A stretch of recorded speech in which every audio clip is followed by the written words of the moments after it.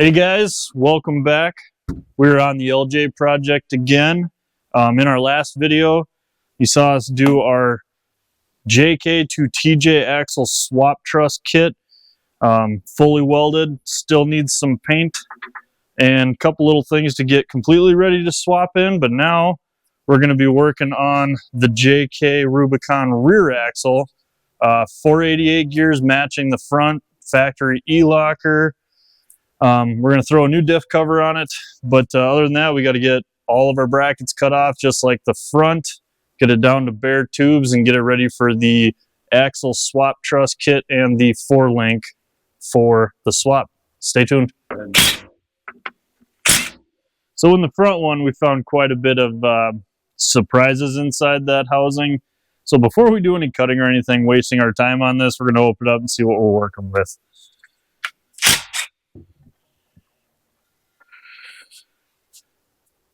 That looks a lot better than the last one, so counting that as a win.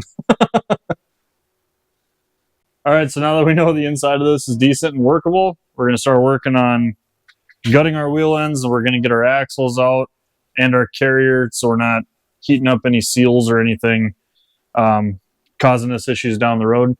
So we're going to get our calipers off. We're going to get our adapters that we have on there for the 5-on-4.5 wheels that we may or may not be able to use. We'll find out later. Get our axle shafts out, get our carrier out. That'll also give us a little more access to cutting the backside of these brackets so we can get a clean cut on there, and more access to getting everything else off. So let's get to it.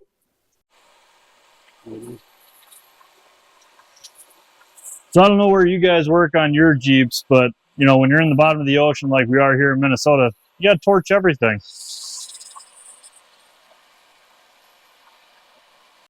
So we have 4 studs that are stuck. They're spinning because they're pressed in studs, so they're kind of like a wheel stud where they got ribs on them. They're all spinning. So we got it cleaned up as best we can. We're going to try and get a tack on them so we can at least get the nut out, get the axle shaft out of here. And then we'll decide if we're just going to weld them on or if we're going to press in new nuts or bolts. So stay tuned. So we had to bust the welder out. We're trying to get our axle shafts out. There's 4 studs like this around the tube that bolt in our axle shafts. Both of these studs started spinning because it's a press fit stud. So we ended up taking off our brake shoes for our e-brake cable. It's not a pretty weld, but we were able to tack that stud right there to keep them from spinning. So that was problem number 1. Now problem number 2 is to get said rusty shaft out of the tube. So enjoy the laughter as we fight, probably destroyed the dust shield and everything else to get these out. So let's go. Just pop right out of It ain't gonna just pop right out of there. There ain't no way. I got the collar off, but now we're fighting the bearing in the sleeve, I'm guessing. Next time, don't get your axle from the bottom of the Pacific, bud. Good deal's a good deal. You tell me where you can find a cheap JK Rubicon axle and it be perfect. Okay, we finally got our axle shafts out. The big hammers didn't do it, so we had to bust through the cabinet and find the old, what was it called? The silver slapper we had to bust out.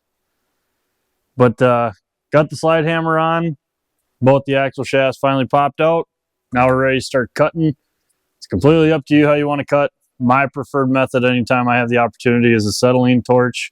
I can cut cleaner and closer to the tubing without hitting it. You could use a sawzall, you could use a grinder, whatever you got available. Just got to get these brackets off, get the tubes cleaned up, make sure everything's nice and clean so we can start on our truss.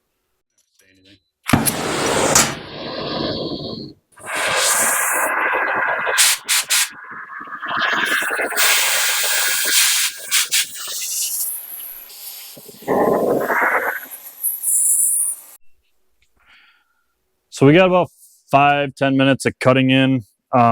If I wanted to take my time, I could go back and I could hit all of these with the the torch again to get closer so there's less grinding. I've found that get your brackets out of the way.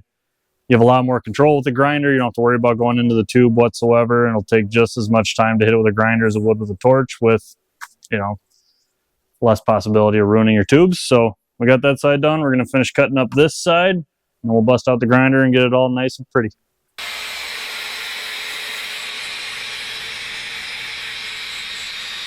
So got it all cleaned up. Finally, all the brackets are cut off.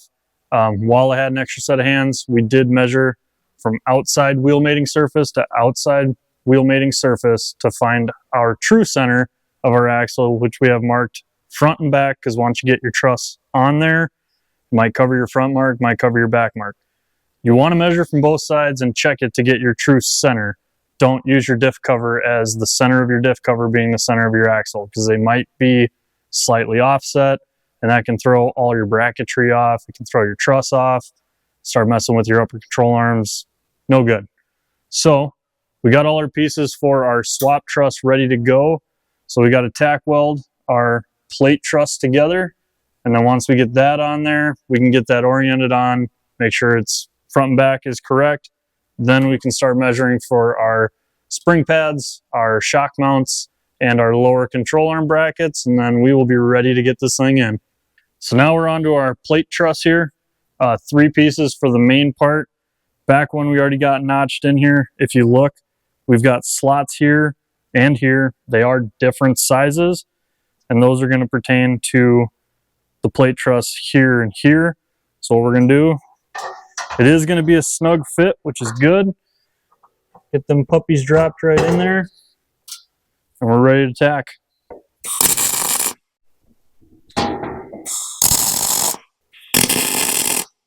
Got to get my tan on for the summer.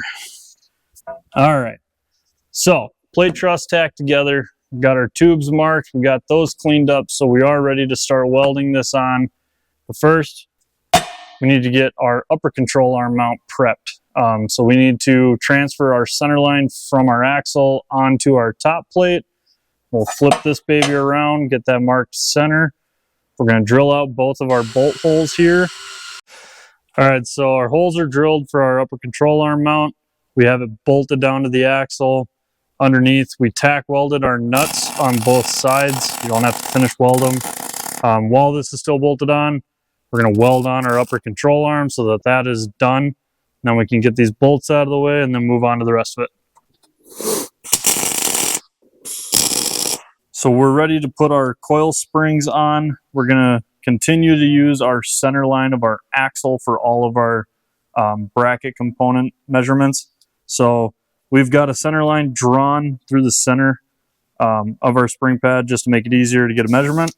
So from the center of our axle to the center of our spring pad, we got 19 7/8. And then what you need for your degrees will be in your instructions. We got that on ours. So let's get it tacked on, and then we'll get the other side tacked on. So now we're working on our shock mounts. We're using the spring pad degree to find our angle for our shock mount. And then from our center line of our axle, it's 18 3/4 to the center line of our bolt hole. And then it's 113 degrees from our top cap here of our coil pad. So once you find that angle, what we did is we marked the top so we knew where our angle was going to land. Then we pulled our measurement before we tacked it. We checked our angle one more time, and we're good to go. So we had our LCA tacked on, checked it afterwards, found out that I had pulled the measurement from the wrong spot. We were about 3/8 off. So cut our tacks. We're going to re-measure, tack it on, and then check it again. So just pay attention like we are. You're going to make mistakes, but luckily we can fix them. Looks more gooder. Everything's tacked on. Nothing is finish welded just yet. Went through our final checks, making sure all of our angles were right. Everything's in the right spot. So we are ready to start finish welding this, get it painted, and then I can start tearing these axles out and we can get our new lift in.